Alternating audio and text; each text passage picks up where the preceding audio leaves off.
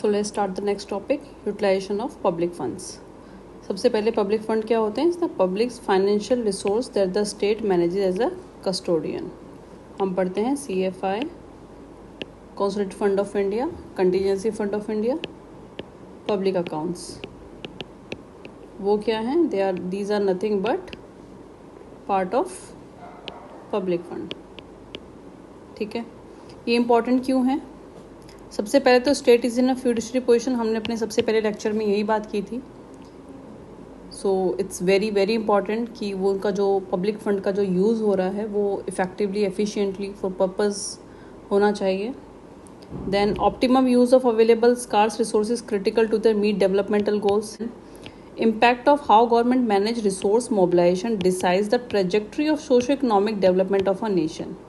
Economic के aspect है, but ethical perspective से देखा जाए तो डायरेक्ट इम्पैक्ट आता है सोशो इकोनॉमिक डेवलपमेंट नीड्स में। प्रिंसिपल्स क्या क्या होने चाहिए? That should be demonstrated by public entities when using public funds.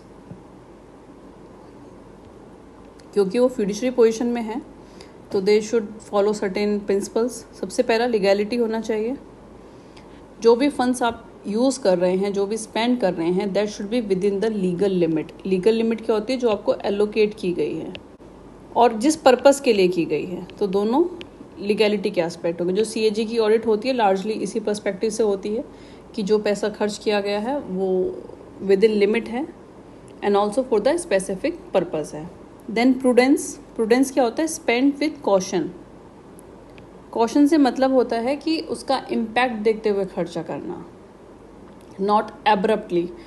एक स्टडी आई थी जहाँ पे उन्होंने बताया था कि जो ट्राइबल सब प्लान में एलोकेशन होता है, जिसे फाइनेंस कमीशन रिकमेंड करती है, उसका अबाउट 70% जो स्पेंडिंग है एडमिनिस्ट्रेटिव एक्सपेंडिचर्स में, वो 70% स्पेंड कर दिया जाता है। सिर्फ 30% बचता है which actually being spent on tribal. तो देखा जाए तो legally it is for the same purpose, क्योंकि एडमिनिस्ट्रेशन के लिए भी खर्चा करना ही पड़ेगा। उसके करे बिना ट्राइबल को आप मैकेनिज्म कैसे डिज़ाइन करेंगे जो ट्राइबल्स के लिए सर्विस इंश्योर कर सके। लेकिन प्रूडेंस अगर देखा जाए तो 70-30 का जो रेशो है, this is not something not acceptable. और जो कॉमनवेल्थ गेम्स का स्कैम जो हाईलाइट एक्सपोज किया गया था, जो CAG ने एक्सपोज किया था, that was under the proprietary audit, जो कि प्रूडेंस की बात करती है and not about just the legal aspects. Then next principle is accountability. Open to scrutiny. आप किसी और का पैसा खर्च कर रहे हैं, अगर आपसे सवाल पूछा जाए, you should be open to the scrutiny. Integrity ensure करना की एस्पेक्ट होगा, हमने प्रोबिटी में भी पढ़ा था। Anyone in charge of public resources should do so with the highest level of honest. And then value for money होना चाहिए कि जितना भी आप पैसा खर्च कर रहे हो उसका जो इम्पैक्ट है, टेंजिबल एफर्ट्स दिखने चाहिए। इवन इफ इट्स इंटेंजिबल, वो इम्पैक्ट जो है पॉजिटिव दिखना चाहिए। कॉस्ट बेनिफिट रेशो देख के चलना। वैल्यू फॉर मनी को अगर देखा जाए, ये सिर्फ एक अंडरस्टैंडिंग पर्सपेक्टिव से है। इसका मतलब क्या होगा? To strike a balance between effectiveness and efficiency. One, keeping the funding arrangement in place where there is a desirable, जैसे कि अभी हमने कोविड में देखा था and we came up with the PM care fund. Then demonstrating the public entity competence, कि they are good enough to deal with that particular issue.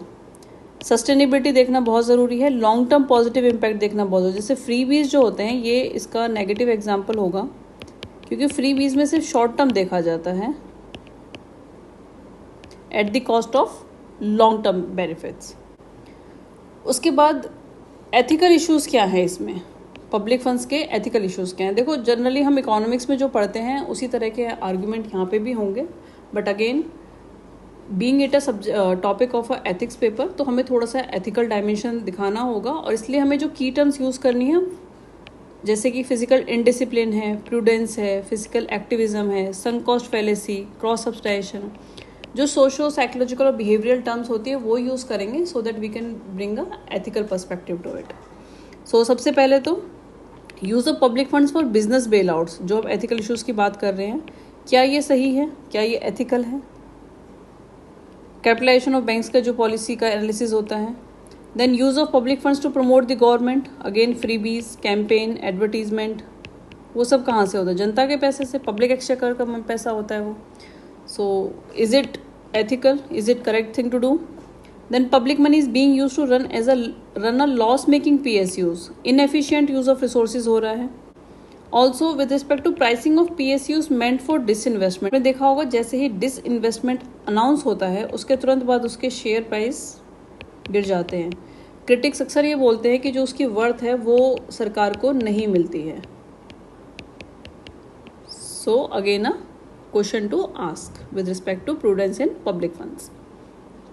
Next is uneven resource distribution among sectors. Health एक ऐसा sector है जिसमें हम अभी भी 2.5% of GDP target करने का प्लान कर रहे हैं by 2025. This is a matter of concern. Defence में हमारी जो रिसोर्स एलोकेशन है वो बढ़ता जा रहा है. Then talking about the international aid जो हम दूसरे देशों को देते हैं, specially when millions of Indians lack access to basic services, इस पे भी कई बार सवाल उठाए जाते हैं. Then investing in space mission, for example जब मॉम लॉन्च हुआ था तब ये क्वेश्चन काफ़ी आर्टिकल्स में आया था, न्यूज़ में काफ़ी चर्चित था कि एक तरफ तो इतनी गरीबी है, बेसिक्स भी लोगों के पास अवेलेबल नहीं है, on the other hand we are talking about the MOM mission. So उसको कैसे जस्टिफाई किया जाएगा. देन करप्शन, इकोनॉमिक सर्वे ने एक इशू हाईलाइट किया था कि जो स्कीम एक बार लॉन्च कर दी जाती है वो कंटिन्यू चलती रहती है इर्रिस्पेक्टिव ऑफ इट्स इम्पैक्ट, चाहे वो पॉजिटिव है या नेगेटिव है, अब उसकी ज़रूरत है या नहीं है, फॉर सेवरल रीजंस वो चलती ही रहती है. रीज़न 3 थे, 3 I's. Then issues related to procurement process, it also raises the ethical question. Physical activism, too much spending when the market is doing good, ये ग्लोबल फाइनेंशियल क्राइसिस एंड 2013 के बीच की जो स्टोरी है, वी ऑल नो कि NPS का बढ़ने का एक मुख्य कारण रहा है. Then lack of physical discipline, high recurring expenditure, revenue deficit का ज़्यादा होना is also reflects a lack of physical discipline. So what are the reasons for inefficient use, जो भी हमने ऊपर सारे पढ़े, इनके कॉजेज क्या है, रीजन क्या है. सबसे पहले पॉलिटिकल रीजन है. Then administrative reasons, policy paralysis, corruption, bureaucratic attitude, weak control mechanism, postmortem. जो कंट्रोल मैकेनिज्म है वो कैसे हैं, पोस्टमार्टम नेचर के हैं. सोशल रीजंस क्या हैं, weak social accountability. Structural issues क्या हैं, बैरियर टू एग्जिट अभी हमने पढ़ा है. Then how to ensure ethics in use of public funds, या फिर से आप एफिशिएंसी भी यहाँ पे कही जा सकती है. उसके लिए क्या करना होगा, सबसे पहले प्रिंसिपल्स को स्टैब्लिश कीजिए, उनको इंश्योर कीजिए, जैसे कि अकाउंटेबिलिटी है, इंटीग्रिटी, प्रोबिटी, हम इनको तीनों को डिटेल में पढ़ चुके हैं. Give ethical training about the economic efficiency, how to avoid the conflict of interest, prudence must be seen. Then regular review of audit, forensic audit कर सकते हैं जहाँ पे किसी एक स्पेसिफिक कॉज को इन्वेस्टिगेट किया जाता है. Use of ICT, very famous, jam Trinity, government e-marketplace, public fund management system. The next topic would be challenges of corruption.